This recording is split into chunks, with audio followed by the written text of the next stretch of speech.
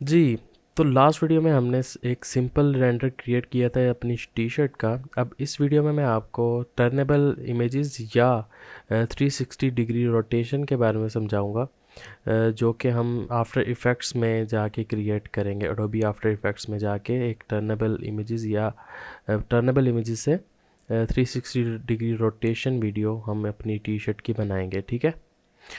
उसके लिए मैं इधर जा रहा हूँ हमारी इमेजेस वाले इस पर टूल के अंदर, इमेजेस वाले के अंदर इधर ऑप्शंस आ जाएंगे मज़ीद। यहाँ पे मैं इमेज, पिछली बार दफ़ा हमने इमेज सेलेक्ट किया था, अब मैं यहाँ पे टर्नेबल इमेजेस सेलेक्ट कर लूँगा और कलर वे सेम ऐसे ही रहने दूँगा करंट। और इमेज काउंट जो है ना, मतलब कितने इमेजेस मुझे चाहिए, वो मैं 180 के ऊपर सेट कर लूँगा। जितनी ज़्यादा इमेजेस आप बनाएंगे यहाँ से, जितनी ज़्यादा इमेजेस आप लेंगे, उतनी ज़्यादा स्मूथ हमारी 360 डिग्री रोटेशन एनिमेशन बनेगी, ठीक है। मतलब अगर इस पूरे हम एक चक्कर निकालें इसका, ऐसे एक दफ़ा पूरा टर्न करें तो 180 इमेजेस ये मतलब ऑटोमेटिकली यहाँ से रेंडर करेगा, और जो कि हम आफ्टर इफ़ेक्ट्स में जाके उनको सीधा करके उसको एक प्रॉपर एक स्मूथ वीडियो के अंदर कन्वर्ट कर देंगे, ठीक है।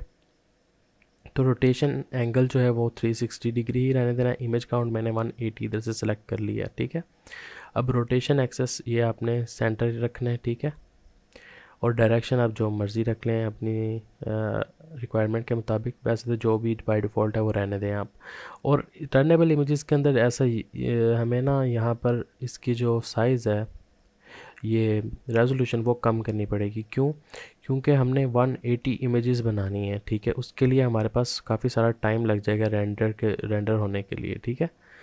तो वो टाइम बचाने के लिए, ताकि कम हमारा कंप्यूटर इस्तेमाल हो और कम से कम टाइम में हमें इमेज जो है वो एक क्योंकि हमने 180 इमेजेस रेंडर करनी है, तो हमें कम से कम टाइम में एक इमेज कंप्लीट मिल जाए, ताकि 180 भी कंप्लीट हो सके। ये हाई रेजोल्यूशन के लिए है, नहीं तो हम किसी और तरीके से, जो कि मैं नेक्स्ट वीडियोस में आपको कभी बताऊंगा कि लो रेजोल्यूशन वाली रोटेशन वीडियो हम कैसे बना सकते हैं, वो भी मैं बताऊंगा। लेकिन मैं हाई रेजोल्यूशन वाली अभी बता रहा हूँ, उसके लिए तो टाइम लगेगा, ठीक है। अब मैं यहाँ से 180 सॉरी 1080p 1080p बाई 1080 ठीक है। ये मैं एक साइज़ रखूँगा अपने आर्टबोर्ड का या फाइनल इमेज का, जो आप कह लें। अब बैकग्राउंड जो है वो मैंने आपको लास्ट वीडियो में बताया था कि हमने यहाँ से ट्रांसपेरेंसी ऑन करनी है, क्योंकि हमें सिर्फ हमारी प्रोडक्ट चाहिए और कोई बैकग्राउंड नहीं चाहिए। उसके बाद यहाँ पर जो है ना, इमेज फाइल नेम या बाय डिफ़ॉल्ट जो है वो सिलेक्ट करने देंगे। फाइल पाथ जो है उसके लिए आप यहाँ पे एक नया फ़ोल्डर क्रिएट करेंगे, ठीक है। कहीं पे भी जाके आप अपना नया फ़ोल्डर क्रिएट करेंगे, जिसको आप कोई भी नाम दे सकते हैं। मैं लिखने लगा हूँ रोटेशन वीडियो, ठीक है। इस फ़ोल्डर के अंदर हम हमारी जो 180 इमेजेस हैं इस टी शर्ट की, वो सेव करेंगे। और बाकी एज़ इट इज़ मैं ये वाला इधर ऐसे ही रहने दूंगा, ठीक है। आप यहाँ से पॉज करके ये सारी सेटिंग्स आप कॉपी कर सकते हैं, ठीक है। अब इसके बाद मैं जा रहा हूँ रेंडर सेटिंग्स के अंदर, ठीक है। अब यहाँ पे हमने बाय डिफ़ॉल्ट जो है, ये मतलब मेरे अभी फ़िलहाल जो सिलेक्टेड है, ये time render time, maximum render time ये है 5 मिनट्स। अब 5 मिनट्स मल्टीप्लाई बाय 180 इमेजेस जो हम बना रहे हैं, ये तो बहुत ज़्यादा घंटे लग जाएंगे, ठीक है। इसको मैं चेंज करने के लिए यहाँ पे मैं सिर्फ 1 मिनट के अंदर एक इमेज क्रिएट कर रहा हूँ। उसके लिए ये जो नॉइज़ थ्रेशोल्ड है ना, ये मैं बढ़ा रहा हूँ। इससे ये होगा कि थोड़ी सी ना, इसका पर्पज़ ये होता है कि ये ब्लर थोड़ा सा रहेगा, मतलब पिक्सल्स ज़्यादा क्लियर नहीं होंगे। पिक्सल्स ज़्यादा क्लियर नहीं होंगे तो मतलब ये कि हमारा टाइम बचेगा और कम टाइम में ज़्यादा इमेजेस बन जाएंगी, ठीक है। इसको मैं कैसे सेलेक्ट करूँगा? 0.050, ठीक है। ये मैं इधर इसको सेट कर दूँगा। बाकी ये जो लाइट्स है इसको मैं वापस मीडियम के अंदर ले जाऊँगा, लाइट्स और मटेरियल को, ठीक है, मीडियम के अंदर, ताकि मिनिमम टाइम के अंदर हमें ज़्यादा से ज़्यादा इमेजेस मिल सकें, ठीक है। ये सेटिंग्स मेरी डन हो गई हैं रेंडर एरिया के अंदर। इसके अंदर ये हो गई हैं। अब मैं यहाँ से सिंपल प्ले बटन प्रेस कर दूँगा तो ये हमारी इमेजेस रेंडर होना स्टार्ट हो जाएंगी। आपको अभी मैं दिखा देता हूँ कैसे होती हैं।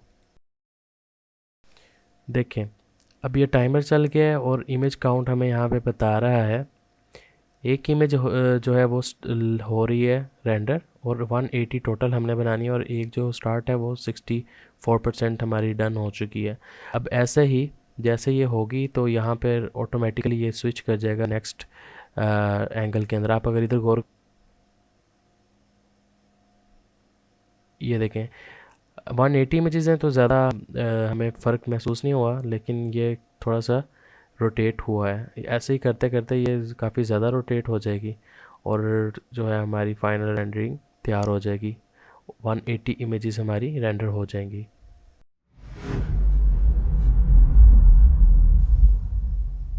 हाँ जी, तो ये देखें आप, अब के 5 मिनट हो गए हैं तकरीबन, और ये 14 इमेजेस हमारी कंप्लीट हो चुकी हैं, और 180 हमने लेनी है मज़ीद।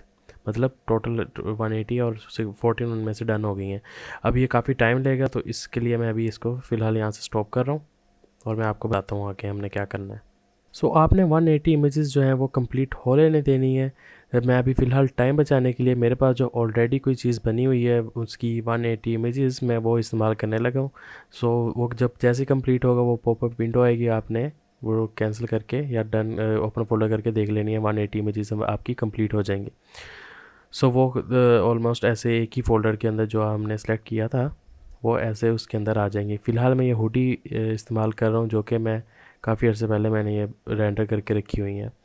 ठीक है, अब क्लॉथ 3D के अंदर हमारा रेंडरिंग के बाद काम ख़त्म हो गया। अब हम जाएंगे अडोबी आफ्टर इफ़ेक्ट्स के अंदर। ठीक है, सो अडोबी आफ्टर इफ़ेक्ट्स के अंदर ये तो मैं उनको बता रहा हूँ जो जिन्हें थोड़ा बहुत अडोबी आफ्टर इफ़ेक्ट्स चलाना आता है। ठीक है, सो हमने न्यू प्रोजेक्ट ले लेना है, और यहाँ से न्यू कंपोजिशन क्रिएट कर लेनी है। कंपोजिशन की हमने जो रेजोल्यूशन है वो रखनी है 1080।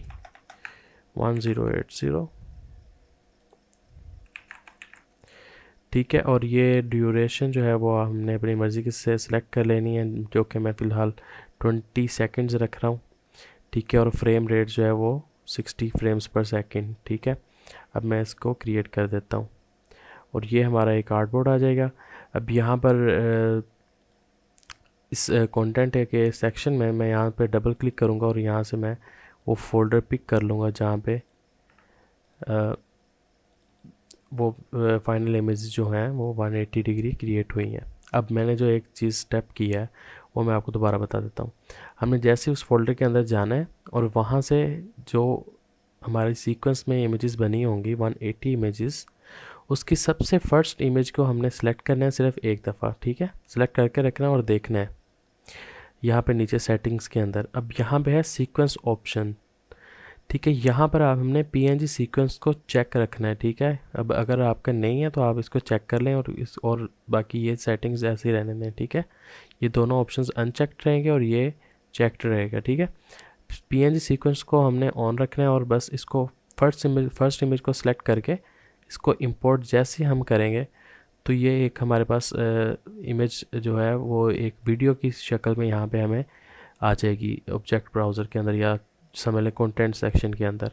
अब यहाँ से मैं इसको या तो डबल क्लिक करके ले आऊँगा, या फिर मैं ऐसे ड्रैग एंड ड्रॉप करूँगा हमारे आर्टबोर्ड के अंदर, ये इधर आ जाएगा। ठीक हो गया। आपने टी शर्ट बनाई है तो वो ऐसे आ जाएगी आपके सामने। अब मैं इसको यहाँ से थोड़ा सा रीसाइज़ कर लेता हूँ। शिफ्ट दबाया है मैंने, वो आप कर लेंगे। ठीक है, मैंने इसको थोड़ा सा रीसाइज़ किया है। अब मैं यहाँ से स्पेस बार प्रेस करके देखता हूँ कि ये कैसे यहाँ पे रिएक्ट कर रही है। अगेन ये देखें, ये कुछ इस तरीके से दिखेगी। ये थोड़ी सी जर्की सी है, यहाँ पे थोड़ा सा वो सही से मतलब वो ब्लेंड नहीं हो रहे फ्रेम्स। सो इसके लिए मैं ये करूँगा कि यहाँ पे मैं इस टाइमलाइन के सेक्शन में इसको सेलेक्ट कर लूँगा। मतलब ये जो हमारा मेन ये वीडियो है ये हमारी। ठीक है, अच्छा आपने एक बात नोट की होगी, वो हमारी इमेजेस को इसने ऑटोमेटिकली वीडियो के अंदर कन्वर्ट कर दिया, जो मैं आपको भी बता के भी हटा हूँ। हमने वो एक इमेज सेलेक्ट की और उसने वो पूरी की पूरी 180 इमेजेस को पिक करके एक स्मूथ वीडियो के अंदर कन्वर्ट कर दिया। ठीक है, अब इसको हम मज़ीद स्मूथ करते हैं। मैंने इसको सेलेक्ट किया और यहाँ से मैं ये जो इनेबल फ्रेम ब्लेंडिंग है ना, इसको यहाँ से मैं ऑन रखूँगा। ठीक है, ऑन रखने के बाद ये जो हमारी वीडियो की जो लेयर है, इसको इसके अंदर से भी ये जो है फ्रेम ब्लेंडिंग, इसको मैं एक दफ़ा क्लिक किया और एक दफ़ा फिर क्लिक करूँगा, ये जब एरो आ जाएगा तो फिर मैं इसको ऐसे रहने दूँगा। अब इसके बाद मैं यहाँ से राइट क्लिक करूँगा इस सेक्शन के अंदर और न्यू सॉलिड, और यहाँ से मैं एक सॉलिड लेयर ले लूँगा जिसका मैं कलर वाइट कर दूँगा ताकि वो मैं बैकग्राउंड के अंदर लगा सकूँ, और इसको मैं यहाँ पे ड्रैग डाउन कर दूँगा और ये देखें तो इस तरीके से हमारा बैकग्राउंड आ जाएगा। और अब रही बात, इसको मैं अगर मज़ीद 6 सेकंड की हमारी बनी है, 6 सेकंड के अंदर हमारा एक टर्न हो रहा है, मैं इसको चाह रहा हूँ कि डबल टर्न हो, तो मैं यहाँ से ये करूँगा कि ये जो हमारी इमेज, आप हमने यहाँ से लेयर के ऊपर क्लिक करके देख लेना कि यहाँ पे सब यहाँ पे मतलब कंटेंट में हमारी ये वाली लेयर, ये वीडियो कहाँ पड़ी है, उसके अंदर ये पड़ी है इधर। इसको मैं राइट क्लिक करूँगा और यहाँ पे हमारे पास आ जाएगा ये एक ऑप्शन, यहाँ पे मेन के अंदर मैं क्लिक करूँगा तो ये एक और नया पैनल आ जाएगा। इसमें मैंने कुछ भी नहीं करना है और यहाँ से बिल्कुल नीचे जाके लूप को मैंने 2 कर देना है। एक दफ़ा लूप है तो मैं इसको 2 दफ़ा कर दूँगा तो ये हमारी 12 सेकंड की वीडियो बन जाएगी, ठीक है, ऑटोमेटिकली। अब मैं यहाँ से इसको बड़ा कर देता हूँ और ये फुल हो गई है और ये 12 सेकंड की हमारी एक वीडियो क्रिएट हो गई है। और मैं इस हैंडल को यहाँ पे छोड़ूंगा ताकि हमारी फाइनल वीडियो सिर्फ इधर तक नज़र आए, ठीक है। और इस तरीके से हमारी एक वीडियो बन जाएगी। मैं इसको ज़रा बिल्कुल लो उसके अंदर रख के देखता हूँ, फ्रेम रेट्स में, लो क्वालिटी में, सॉरी। चलें, ऐसे यहाँ पे अगर स्मूथ हो ना हो, अब हम इसको कर लेते हैं एक्सपोर्ट यहाँ से। अब उसके लिए मैं यहाँ पे जाता हूँ फ़ाइल के अंदर, फ़ाइल में एक्सपोर्ट ऑप्शन है, एक्सपोर्ट ऑप्शन के बाद add to Adobe Media Encoder Q.